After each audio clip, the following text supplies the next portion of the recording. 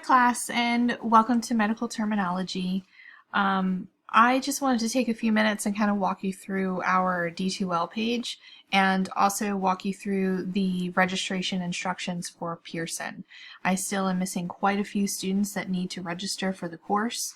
I held a voluntary Zoom meeting at 9 a.m. this morning, but did not have very good attendance.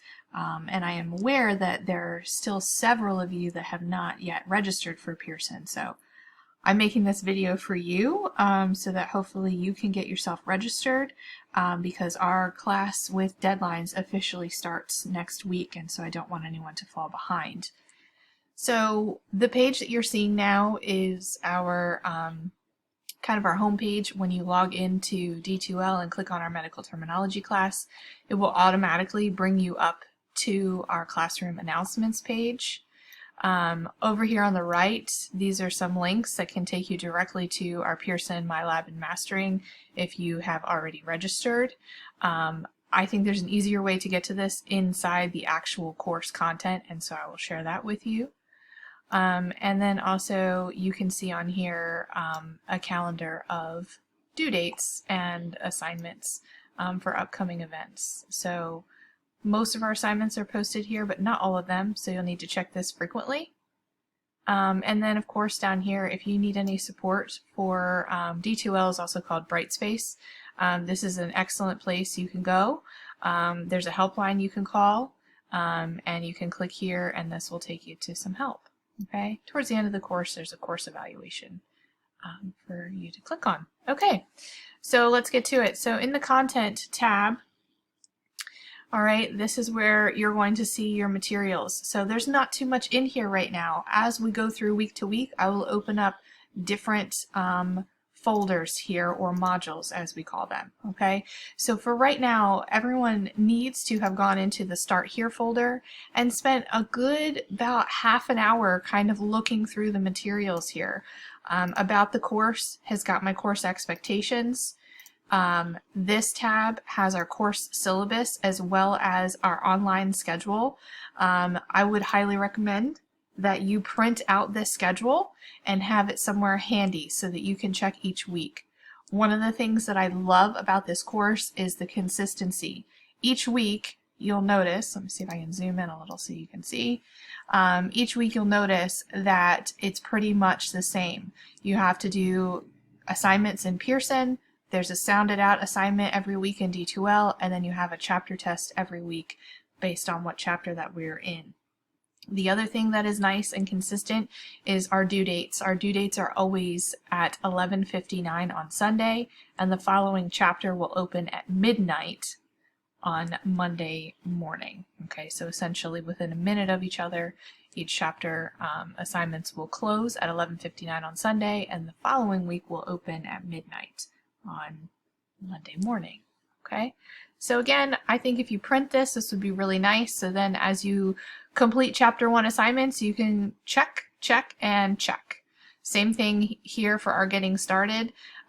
Check that you've logged into Pearson, located the online textbook, check that you've signed up for Remind, check that you have digitally signed our academic integrity statement, and then you can, if you want to work ahead this week, you can. All right.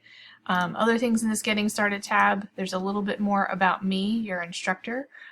So feel free to read that. It also has my communication plan in there for how you can communicate with me. Good information here on getting to know Del Tech, what it means to be a dual enrollment student, what resources are available to you as a dual enrollment student, and also some tips here for preparing to be an online student. Many of you have taken, dual enrollment classes before, and prior to this year, you've always met face-to-face with an instructor. This class is strictly going to be online. We will not Zoom, and I will not meet with you because our schedule just does not allow for that consistency where we can all meet. And so you need to be prepared for being organized to keep yourself on track to being an online student. Technology at Del Tech, this is an excellent resource. I'd highly recommend that you bookmark this virtual support center. These people at Del Tech are excellent. There's resources on there and documents that you can use to answer a lot of your simple questions. And anything that you can't find on their support center, if you call the number, there's someone that is available there that can help you. They are going to be a much greater assistance to you with technology than I would be. So I would recommend that you start here. And if for some reason you're still having issues, then contact me and let me know. Everyone should, by this Sunday night at 11:59, have completed our Getting Started quiz, which just lets me know that you've read through our accountability agenda and course expectations, and that you've digitally signed our academic integrity statement. Everyone should have also signed up for Remind here. Here's our class code. And everyone should also register for Pearson, which is the last reason why I'm creating this video. So if you are struggling with Pearson, this is the part for you. Click on Pearson MyLab and Mastering. From here, click on My Tools and Mastering. From this point, you can click on any one of these blue things, or you can click on Open My Labs and Mastering. Now, for me, I'm already signed in, and so it brings me right to my course home. You are going to get brought to a screen that's going to ask you to either log in or to create an account. If you have not yet successfully created an account in Pearson, then that is what you need to do. You need to click on Create My Account and fill in the necessary information. Once you've done that, you will be given an option as to how you want to access the materials. You want to choose Enter the access code that came with your textbook or that was purchased separately from the bookstore. So I'm going to give you the access code. Again, if we go back to our D2L, the directions here for registering for Pearson. All right, so you created your account, and then you are going to type in this access code right here. Once you have typed in this access code, it should pop up with a picture of your textbook, I believe, and you're going to click on that textbook, and it brings you to something that looks similar to this, a course homepage. Yours might, again, look a little different because I'm in an instructor view. Let's see, your student view home. Here you go. This is your student view. And so from here, once you get into Pearson, you're going to go into your assignments, and you're going to click on Chapter 1. I highly recommend that you view your assignments by chapter, as opposed to up here and viewing all assignments for each chapters all at once. All right, as we get into future chapters, you're going to start to see, it'll look overwhelming. So just click on the chapter that we're in, and this is it. This is what you have to do for Chapter 1. This is what each week will approximately look like. It's going to be approximately 6 to 7 assignments that will be completed. You just click on the blue hyperlink, and you click here, and the assignment will pop up for you to be able to start and complete. Now, once you complete the assignment, over here you will see the number of attempts, and your grade will populate right here.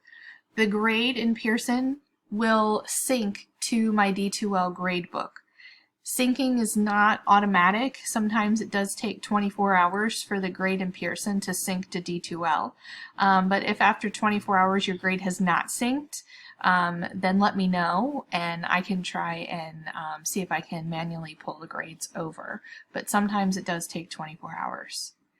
As far as the attempts go, you have an unlimited number of attempts on these assignments.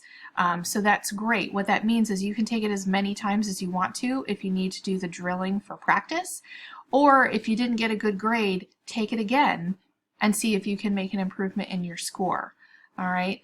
One thing I will caution you is that it does keep your most recent attempt as your grade. So if you got a 90 on your first attempt and you want to go for a 100, I highly encourage that. However, just be advised that let's say your second attempt you end up with an 85. It will keep the 85 in the gradebook. So just be cautious of that. If you get the 85, you can just take it a third time and try and get back to your 90 or improve your score to the 100. So that's pretty much it. As far as the time limit here, there are no time limits for any assignments. What that means is you can start an assignment, and if you need to walk away, you can come back later and complete the assignment whenever you need to, as long as you are within that week open time frame. So by Sunday night at 11:59. Okay. Some of these assignments are super quick. I had a student complete this matching assignment this week in about 30 seconds. Other assignments take a little bit longer. Exam review and dynamic study module, just for your reference, are the two that tend to take a little bit longer to complete. So you might want to budget your time for those a little bit. But when I say they take longer, they may take 10 or 15 minutes to complete. So they're not, again, super long assignments, but they do take longer than your 30-second matching. Lastly, the guided lecture. This is the PowerPoint that goes with each chapter. I have assigned this for every single chapter. This is going to be extremely important that you spend time going through the PowerPoint. And again, you know, you can just rush right through it. However, you do have a test each week. And since we are not meeting and I am not teaching you, it is dependent upon you reviewing the PowerPoint each week to making sure that you understand the material before you take the test. So, you know, those that breeze through this are kind of doing a disservice to themselves. Those that take the time to go through the guided lecture are probably going to perform better on our summative tests. All right, that's it for Pearson. If we go back to D2L, all right, now that you have registered for Pearson, what's great is it works seamlessly with D2L. You should not have to log into Pearson directly to complete assignments. This module folder here is always going to be open at the top of your D2L page. And so just some important things. As you're in here, your MyLab and Mastering Tools, you can pull up your gradebook easily. You can go to your course home, but this is also where you're going to access your textbook. All right, so clicking here will pull up your e-text.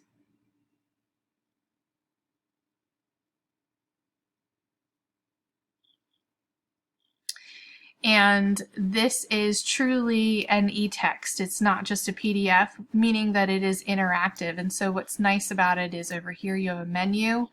You can jump to different chapters. So you can focus on just on chapter 1. And within chapter 1, you can go to different areas that you want to focus your attention on. So if you want to read up on how to make changes from singular to plural, all right, so here are some great examples of how to do that. And as a matter of fact, this is one of your assignments in the week 1 folder. As part of the pronunciation, you also have to change the terms from singular to plural. All right, so you can jump. There's also review exercises. There's so many resources here for you guys to kind of practice and play along with. There's really no reason why you guys can't do well. So, you know, you can drag and drop this and put it where it's supposed to go. All right, there's practice exercises. All right, and so you can do some of these. These are interactive. Down here, flashcard review.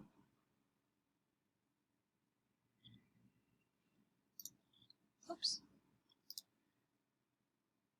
Well, that one doesn't seem to be opening for me, but it looks like there are some flashcards. Maybe they'll work on your end. All right. So again, lots of resources. So there's your textbook and how to get to it. Again, we were in MyLab Mastering. We went on Tools, and I clicked on More, and then I was able to open up that e-text. Multimedia Library has videos in it, so you can check them out. And then to do your assignments each week, you can just click here, and there are your Chapter 1 assignments, okay? Up here, again, I would just focus on whatever chapter we're on, so that's all you see. All right, and by clicking on this, it's going to hyperlink and take you right to that assignment for you to complete. Open in another window, and you just go ahead and get it done. So I hope you like the convenience of this, and I hope this is simple and easy for you to use.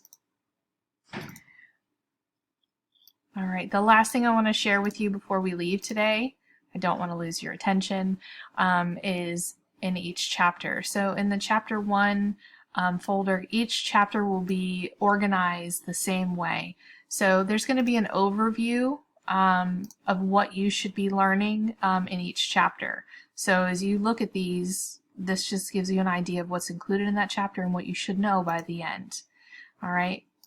Each chapter will have different folders. So your weekly assignments that are to be completed in D2L are going to be posted here. Okay, so it does say, remember that in addition to weekly assignments that are posted in this folder in D2L, that you will always have Pearson assignments to complete each week.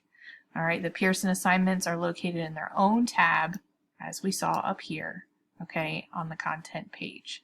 So you have Pearson every week, and then you will have weekly assignments in D2L. Each week you will have a sounded out assignment where you have to pronounce the words. You'll record yourself saying the terms, and I will give you feedback on how well you're pronouncing them. And you will also have a test in here for your weekly assignments too for each chapter. I just have not opened the test yet this week. Okay, so there will be a test in there and a sounded out, and I've also posted the PowerPoint here. So you can go through the PowerPoint. You need to go through the PowerPoint on Pearson, but if you don't want to go to Pearson and you want to reference the PowerPoint again, then I've posted that separately here for you to look at. All right, so those are your weekly assignments. I've been teaching this class for years, and so I have lots of helpful resources. So these are just some handouts that I've created in the past with just kind of some snapshots of how to combine terms, root words, suffixes. It's got some common combining forms and their meanings on here. I've got some common prefixes, common suffixes. And then lastly, I've created a link to an online medical dictionary. And the nice thing about this, we can go ahead and open that link, is if you're looking for a term, for example, cardiac, you can search that term, and it will not only tell you what cardiac means, but for those of you that are having trouble with the pronunciation piece and you're like, I don't know how to say that word, this will actually say the word for you. Or it should. Why is it not for me? Cardiac. There you go. Okay, so you can click on it again. Cardiac. There you go. All right, and so this, if you're not sure how to pronounce a term, you can go type it in your medical dictionary. You can look up what the term means, and then you can also have it spoken to you so that you can hear that term, so that you can do a good job on your sounded out assignment. All right. So that's it for helpful resources. And then lastly, I have review games. So I am a kinesthetic learner. I like to learn by doing. And so the more assignments where I can actually practice and manipulate words and terms, the better I tend to do. So again, like I've said, I've taught this for so long that I have so many resources. If we were in class, I would be playing these Kahoots with you to drill and make sure that you know what the meaning of a lot of these root words, prefixes, and suffixes are, as well as some of the medical terminology. So feel free to play these on your own at home. And then lastly, there is a review PowerPoint that came with the textbook for each chapter. It's just set up as kind of multiple choice questions right here. And so you have it goes through and it gives you each of the questions, and then down at the bottom it gives you the answers. All right, and so you can check your answers here and see how you do. All right, so again, just another helpful resource for you. There's so much here, and there's, you know, if you're willing to put in the effort and the work to do all the practice and different drilling activities, you should be very successful with the course. My personal feeling is those that put the time in are going to do really well and excel, and those that just do enough to get by are probably going to see that reflected in their grade as well. So be curious, be enthusiastic, and be interested in the content and have fun with it. This is a fun class, and there's a lot of fun manipulative games. It doesn't all just have to be note-taking and drills. I hope you enjoy this class as much as I do, and you can always reach out to me if you have any questions. I'm available to you, and I'm happy to help whenever I can.